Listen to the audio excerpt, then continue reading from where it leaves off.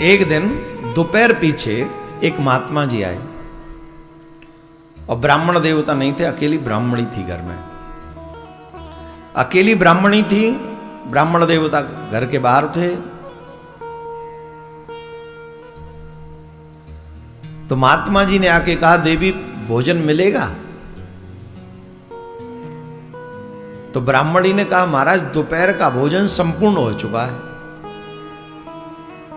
आप थोड़ा विलंब से आए हैं, अब उतनी देर लगेगी जितनी देर भोजन बने, तो आप विराज जाओ, मैं आपके लिए भोजन बना देती हूं।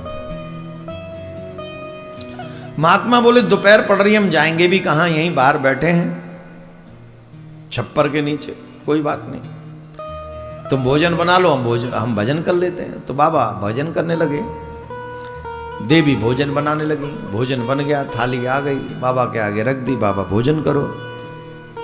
बाबा ने कहा, वाह देवी, बहुत अतिथि सेवा करती हो, धन्य है। हाँ महाराज, आप प्रसाद पाइए, आप ही की कृपा है। अवश्य, हमको जब हम यहां आए थे तो हमें एक बालक देखा था, छोटा सा।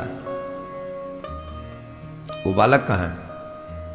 उस बालक को बुलाओ, हम और वो बालक दोनों एक साथ भोजन करेंगे। बाबा, वो बालक भोजन कर चुका है, आप विलंब से आए ना, तो भोजन कर चुका, उसका भोजन हो गया। हाँ तो भी क्या हुआ, हमारे संग ग्रहण कर लेगा। बोले बाबा, आप भोजन पा लीजिए, वो पा चुका। बोले देवी देखो, बच्चों में भगवान का रूप होता है, पहले लाओ उस बालक को, भगवान को भोग लगाएंगे, फिर हम भोजन पाएंगे। माँ रोने लगी, बाबा जिद मत करो, आप भोजन कर लो। माँ की आंखों में, नेत्रों में अश्रु देखा तो पूछा, क्या हो गया माँ, रोती क्यों हो? मैं तो बच्चे को भोजन कराने के लिए कह रहा हूं। बोले प्रभु, मैं आपको बाद में सब कुछ बताऊंगी, पर पहले आप भोजन कर लो। अब तो बिल्कुल भी नहीं करूंगा, और एक वैश्य के यहां गिरवी रखा है मेरा बेटा आपके भोजन के लिए।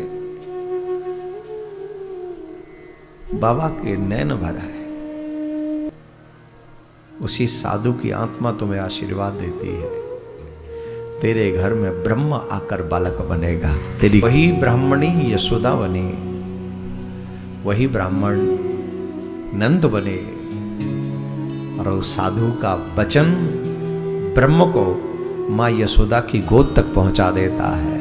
वही साधु का आशीर्वाद